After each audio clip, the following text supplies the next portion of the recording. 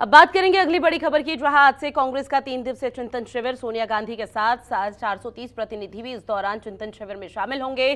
चिंतन शिविर में शामिल होने के लिए उदयपुर पहुंचे राहुल गांधी। 74 नेताओं के साथ पहुंचे राहुल गांधी, जहां राहुल गांधी का जोरदार स्वागत भी किया गया। चिंतन शिविर में कांग्रेस संगठन में बदलाव पर अब जोर कांग्रेस देती हुई नजर आएगी, जहां एक के बाद एक राज्य के चुनावों में हार से पस्त कांग्रेस राजस्थान के उदयपुर में चिंतन शिविर का आयोजन कर रही है।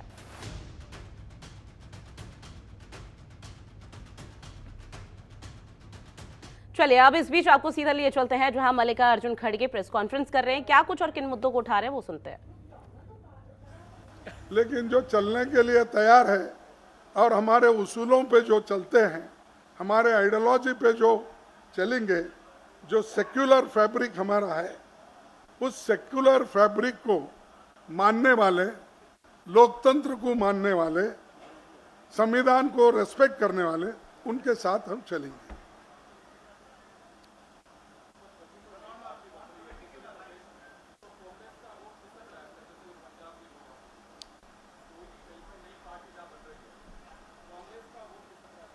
नहीं, ये तो चर्चा तो हम करेंगे, ये तो रिजल्ट से मालूम ही हुआ है, फिर उसके ऊपर बहस होगी और क्यों जा रहा है, किस लिए जा रहा है, कहाँ पर हमारी गलती हो रही है, किस वजह से हो रही है, ये सारी चीजें वहां पर हम बहस करेंगे।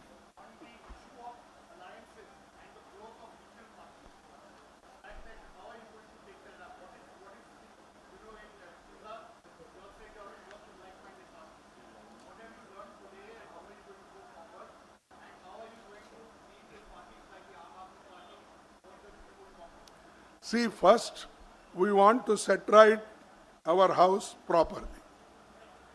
And we want to make Congress people more active and more powerful. Then we will go to others. If you don't have any investment, which partner will come that I will invest some money to you?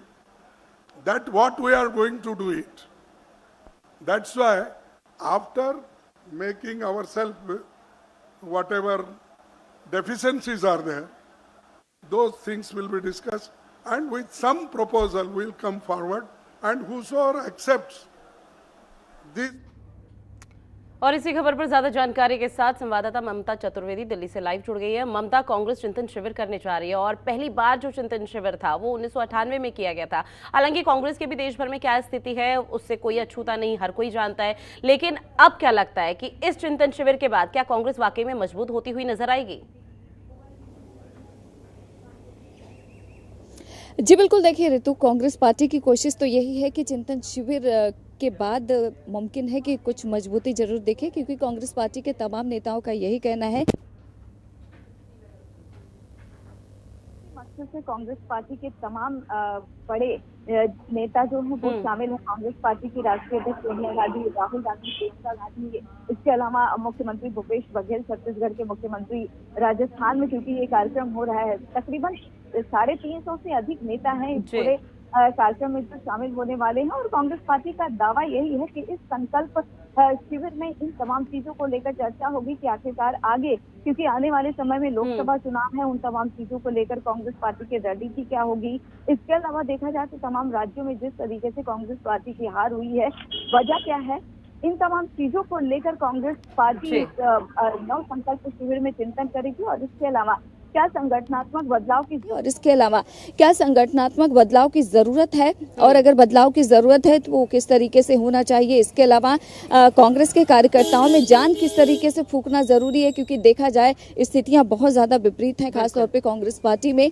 और आपसी मतभेद साफ तौर पर देखने को हर जगह पे मिल रहा है, चाहे वो पंजाब हो। पंजाब में देखा गया कि जिस तरीके से पार्टी के प्रदेश अध्यक्ष नवजोत सिंह सिद्धू और मुख्यमंत्री के बीच तनातनी देखने को मिला, उसका नतीजा हुआ कि कांग्रेस पार्टी सत्ता में थी और पंजाब की कुर्सी उसके हाथ से निकल गई। इसके अलावा छत्तीसगढ़ में भी कुछ ऐसी ही स्थिति है, वहाँ कांग्रेस पार्टी की सरकार है लेकिन स्थितियाँ सही नहीं है, क्योंकि आए दिन कुछ न कुछ खबरें आती रहती हैं कि सरकार और सरकार के मंत्री के बीच सब कुछ ठीक नहीं है।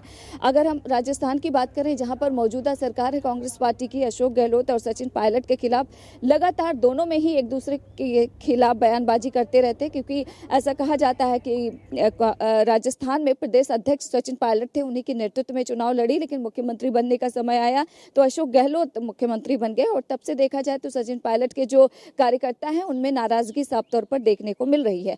तो कहीं ना कहीं कांग्रेस पार्टी के अंदर ही जो आपसी मतभेद है वो साफ तौर पर देखने को मिल रही है और इसी का नतीजा हुआ कि G23 जो ग्रुप तैयार हुआ था वहां से भी लगातार कुछ न कुछ बातें आ रही थी। अब नव संकल्प शिविर कांग्रेस पार्टी की तरफ से 3 दिन का चिंतन शिविर राजस्थान के उदयपुर में आयोजित किया गया है, जिसके जरिए कांग्रेस पार्टी तमाम बिंदुओं पर चर्चा करेगी कि आखिरकार आगे कांग्रेस पार्टी की रणनीति क्या होनी चाहिए ताकि देश भर में उसकी स्थिति जो है बेहतर हो, क्योंकि आने वाले समय में भी कई राज्यों में भी चुनाव है, चाहे हिमाचल प्रदेश की बात करें, गुजरात की बात करें, विधानसभा चुनाव होना है, इसके अलावा 2024 में लोकसभा चुनाव होगा। तो आखिरकार कांग्रेस पार्टी की रणनीति क्या होगी, कांग्रेस नेताओं का पार्टी की रणनीति क्या होगी, ये देखना काफी महत्वपूर्ण होगा, क्योंकि वरिष्ठ नेता यहाँ पर कांग्रेस के पहले ही कह चुके हैं कि संगठन को बदलने की यहाँ पर जरूरत है। अब किस तरह से यहाँ पर अब आगे की चीजें या रणनीति कांग्रेस की बनती है वो देखना काफी महत्वपूर्ण है। तमाम जानकारी साझा की ममता, उसके लिए शुक्रिया।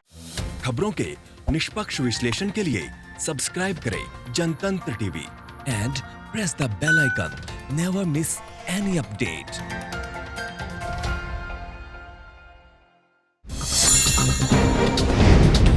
डाउनलोड कीजिए जनतंत्र टीवी ऐप को, जो कि अवेलेबल है गूगल प्ले और ऐप स्टोर पर। अधिक जानकारी के लिए अभी डाउनलोड करें।